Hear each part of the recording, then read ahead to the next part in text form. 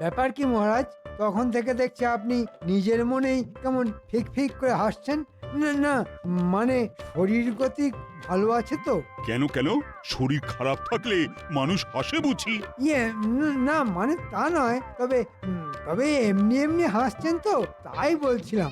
বলি মহারাজ এমনি এমনি হাসবেন না অমনি অমনি হাসবেন সেটাও কি আপনি ঠিক করে দেবেন মন্ত্রী মশাই? ঠিকই। না না মন্ত্রী, আজকাল সব ব্যাপারে তুমি যেন একটু বেশি নাক গলাচ্ছ। সব ব্যাপারে নাক গলালে দেখবেন একদিন মন্ত্রী মশাই ঠিক সর্বগটের কাঁঠালি কলা হয়ে যাবেন। আমার একটা প্রশ্ন ছিল, কলাটা গাছ পাকা নাকি কিলিয়ে পাকা? আমার কিন্তু কিল ঘুষি চড় কোনোটাতেই আপত্তি নেই। দেখেছেন মহারাজ, সবাইকে দলে টেনে গোপাল কেমন আমাকে নিয়ে মস্করা করছে। বেশি টানা হ্যাচড়া করলে আপনারই মুশকিল মন্ত্রী মশাই। ওই তো চেহারা, শেষে কি টানতে কি হাতে চলে আসবে। এটা তুমি ভালো বলেছো গোপাল। দুধ, ঘি, মাছ, মাংস কোনোটাই মন্ত্রীর গায়েই লাগলো না। লাগবে কি করে মহারাজ? দিনরাত যদি গোপাল আমাকে খোঁটা দেয় তাহলে আমি মোটা হব কি করে? তাহলে মন্ত্রী, আমার শরীর গতিকের কথা না ভেবে তুমি বরং তোমার গায়ে গতরে কিছু বাড়াতে পারো কিনা সেটাই চেষ্টা করে দেখো। বাড়লে ভালো, না বাড়লে আরো ভালো। 7 দিন পরও দেখবেন মন্ত্রী মশাই যেমন ছিল তেমনই আছে। উমা, মন্ত্রী মশাইকে নিয়ে আর যে পারি না, তাই আমার গাইতে ইচ্ছে করছে সারেগামা পা ধানি সা।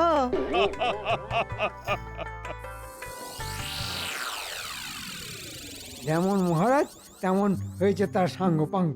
সবাই মিলে আজ আমাকে আচ্ছা বাজিয়েছে। হ্যাঁ, তবে আমিও ছাড়ছি না, আমিও বাজাবো। কি হলো বলো তো? সেই ঘরে ঢোকা থেকে দেখছি খালি গজ গজ আর গজ গজ করছো। বলি হয়েছেটা কি? হবে আবার কি? তবে যা হয়েছে সবই ওই মুখ পোড়া গোপালের জন্য। বেটা মহারাজকে এমন তেল দিল যে মহারাজ একেবারে মনের আনন্দে ভেজে ফেললেন। তাহলে তো তোমাকে কিছু একটা করতেই হবে বলো। না না, একটা নয়, আমাকে অনেক কিছু করতে হবে। ওই ভুটকো গোপালের মোটা মুখ একেবারে ভোঁতা করে দিতে হবে। তাহলে তুমি নিজের মনে এরকম গজ গজ না করে বরং মাথাটা ঠান্ডা করে ভাবো। ভেবে ফেলেছি গিন্নি, ভেবে ফেলেছি। ভাবা ভাবি শেষ। আর শোনো, এ ব্যাপারে যা করার সেটা সবার আগে তোমাকেই করতে হবে। ও বাবা, আমি আবার কি করব? না না, আমাকে আবার তুমি এইসবের মধ্যে টেনে এনো না। আহা, টেনে আনছি কোথায়? আমি তো বরং তোমাকে যেতে বলছি। যাও গিন্নি, তুমি বরং কয়েকদিনের জন্য বাপের বাড়ি থেকে ঘুরে এসো।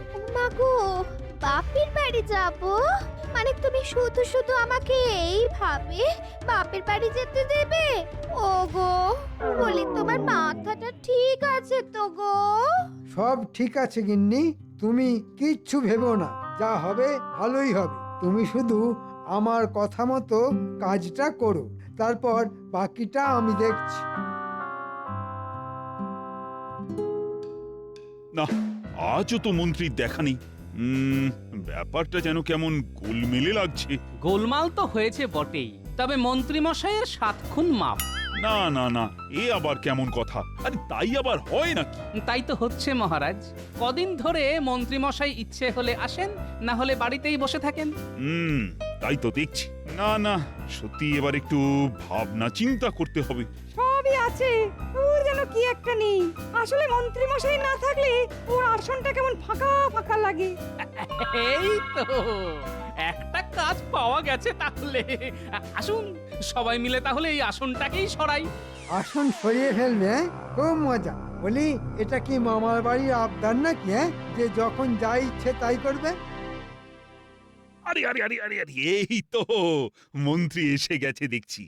কিন্তু তোমার ব্যাপারটা কি বলো তো? খেয়াল হলে আসছো, না হলে বাড়িতেই বসে থাকছো।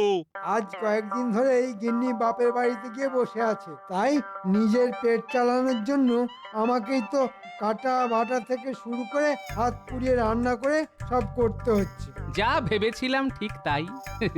মন্ত্রী মশাই হাতে গরম গল্প একেবারে পাতে ফেলে দিয়েছেন। কি হলো গোপাল, তুমি আবার কি বিড়বিড় করছো?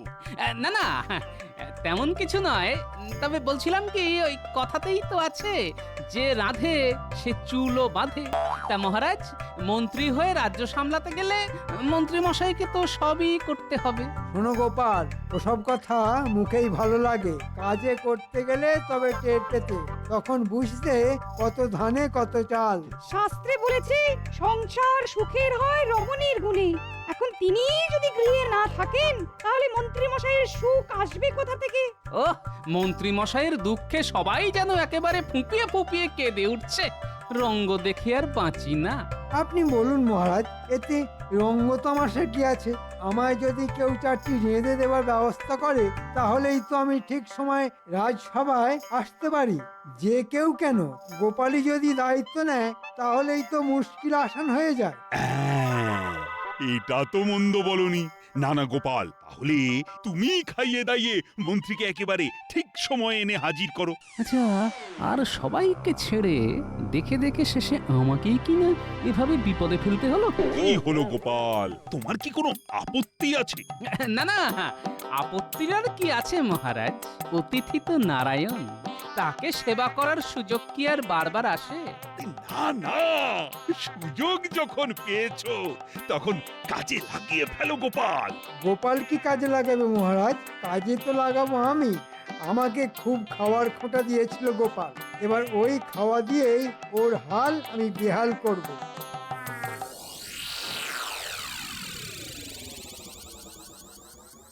এই ব্যাপার কি বলো তো? রাজসভা থেকে ফিরে এসে তুমি পোটলা বাঁধতে শুরু করলে যে বড়?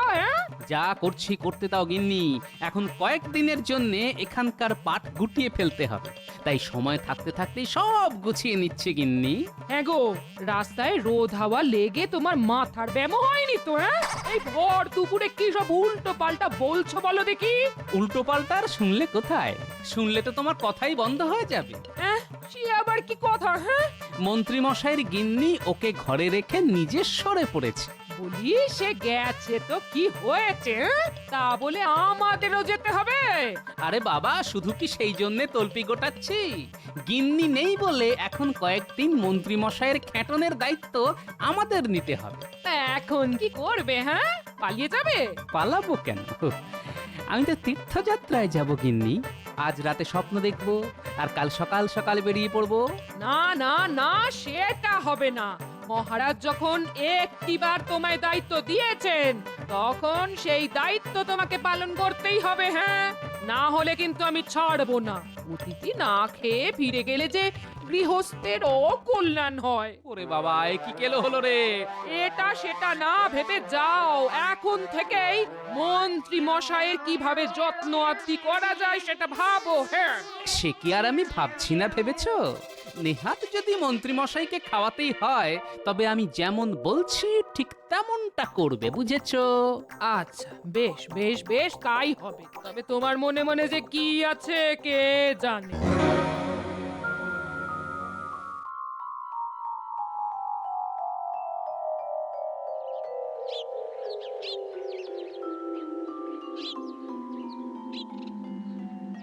কই গোপাল, কোথায় গেলে বলো তো?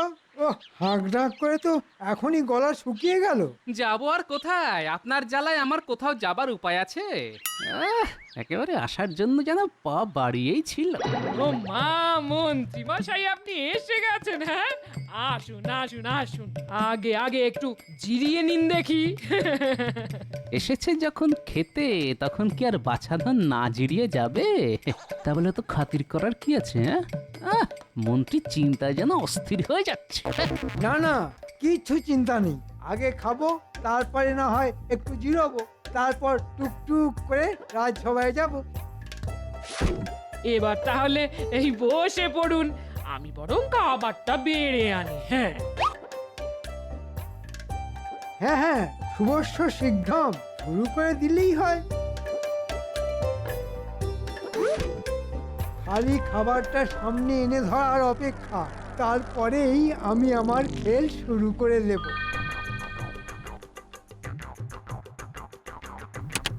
নিন মন্ত্রী মশাই, লজ্জা শরমের মাথা খেয়ে এবার হাউ হাউ করে খেতে শুরু করুন। খাবো বলেই তো বসলাম, তবে মাছের পদে এমন বাজ বিচার করলে তো আওয়াজ আর মুখে উঠবে না গোপাল।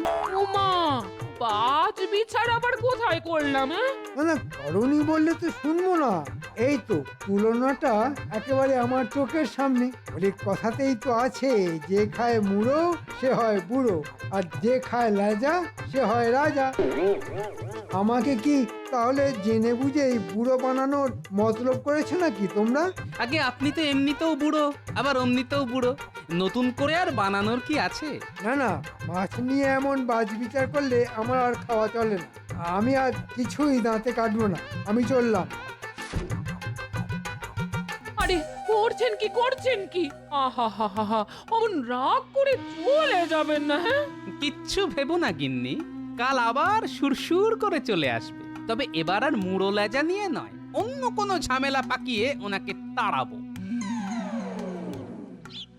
কই গো, তুমি যে বললে মন্ত্রী মশাই ঠিক আসবে না, কিন্তু মন্ত্রী মশাই সেই যে গেল তো গেল, আর এলো না। কেন গো, মন্ত্রী মশাইকে যত্ন করে খাওয়াতে না পারলে কি তোমার ঘুম আসছে না গো? আহা, তা কেন হতে যাবে? হ্যাঁ, তবে ঠিক মতো খাতির যত্ন না পেলে মন্ত্রী মশাই ঠিক মহারাজের কানে কথাটা তুলবেন, আর তার ফল তোমাকেই ভোগ করতে হবে। হ্যাঁ, আমিও তো তাই চাই গিন্নি। তাই দেখি কত তাড়াতাড়ি মন্ত্রী মশাইকে অতিষ্ঠ করে তুলতে পারি। তবে মন্ত্রী মশাই এলে যেমনটা বলেছি এবার তেমনটাই দেবে, কথাটা খেয়াল থাকে যেন। তুমি যে কি বলো, তার মাথাও নেই আর মুন্ডুও নেই। আরে বাবা, এদিকে তো মন্ত্রী মশাইয়ের পাত্তা নেই গো, পাত্তা নেই। না না, আছে আছে, এই তো আমি আবার এসেছি ফিরে। আমিও তো সেটাই ভাবছিলাম, মন্ত্রী মশাই কি আর রাগ করে মুখ ঘুরিয়ে নিতে পারেন? তবে এসেছেন যখন, তখন আমি আগে নিজে দাঁড়িয়ে থেকে খাওয়াবো। হ্যাঁ, কোনো কথা শুনবো না। আহা, খাওয়াবো না করে খাবারটা তো আনবে নাকি? মন্ত্রী মশাইয়ের যে আবার পিত্তি পড়ে যাবে সে খেয়াল নেই? না না, কথা তো শুনতেই হবে, খালি একবার খেতে দিয়েই দেখো না, আজ আবার কোনো ছুতো দেখে ছুমন্তর হয়ে যাবে। আহা, ঠিক আছে ঠিক আছে, এসেছি যখন তখন খাওয়া দাওয়া তো হবেই। আগে খাই তারপরে যাই। তা তো বটেই।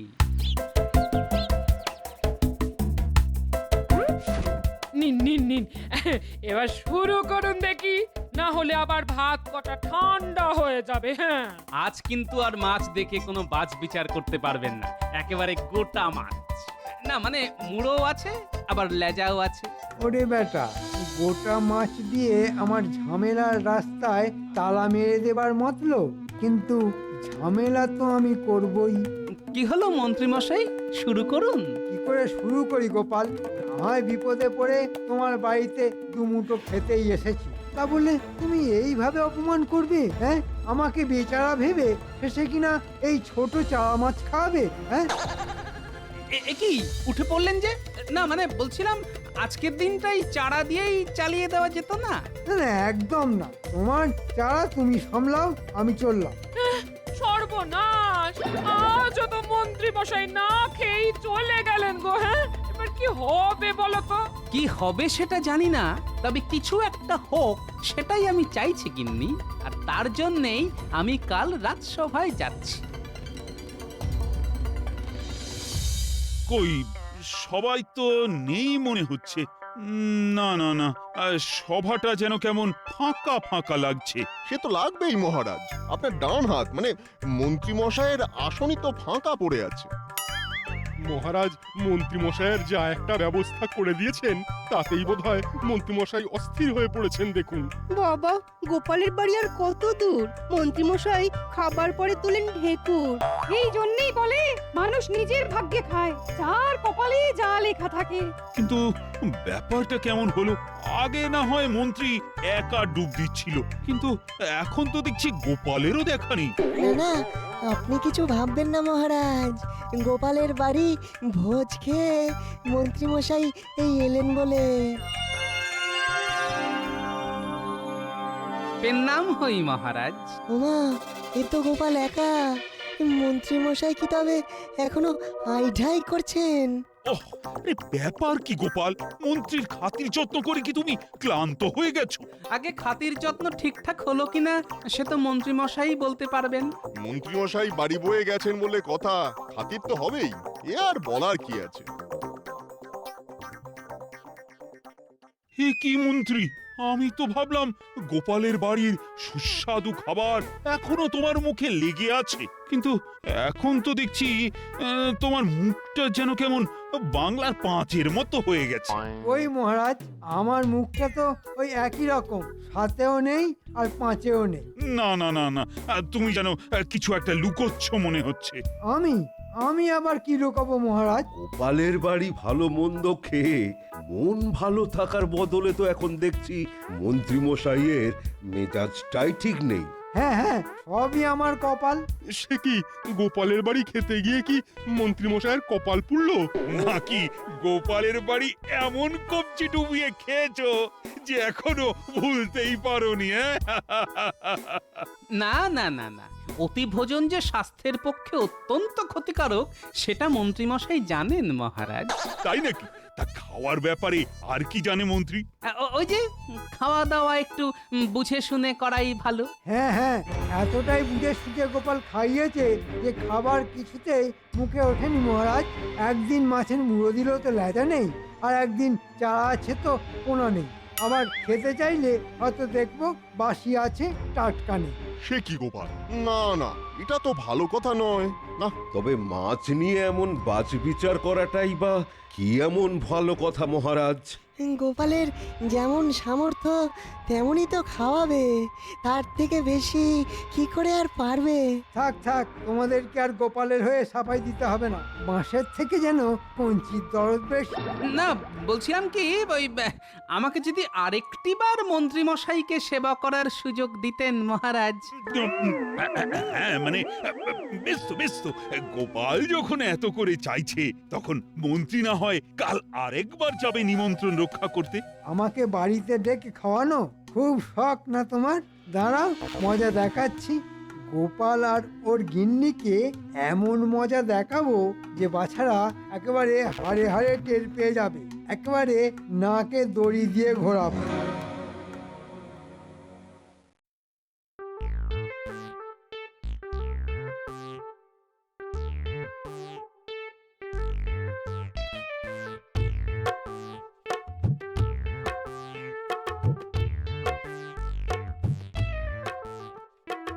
আহ, আজ যেন বেশ একটা অন্যরকম গন্ধ পাচ্ছি।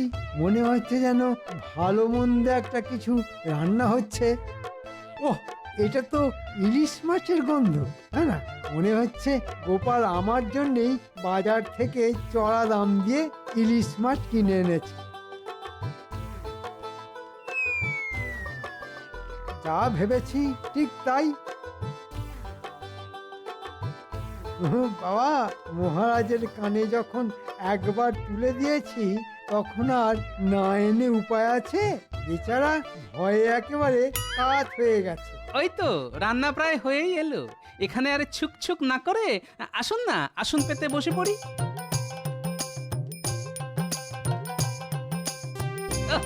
আজ একেবারে জমিয়ে খাওয়া হবে। হ্যাঁ, না মানে তাই তো। হ্যাঁ হ্যাঁ, খেতে বসে পড়লেই হয়।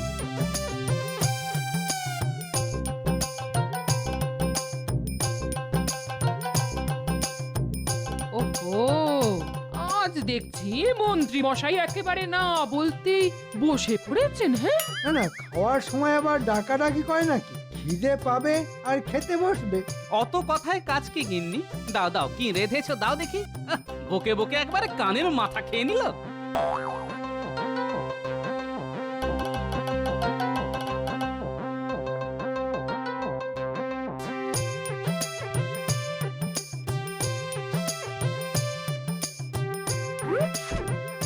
এ কি, সবই তো দিলে, কিন্তু কই মাছ কই? ওমা, মাছ কেন থাকবে না? আজ তো আপনার জন্য একেবারে বিশেষ মাছ আছে। হ্যাঁ হ্যাঁ হ্যাঁ, তাই তো, সেই রকমই তো থাকার কথা। খেলে ভালো, না খেলেও ভালো, যেভাবেই হোক কপালে আপনার দুর্ভোগ নাচছেই নাচছে।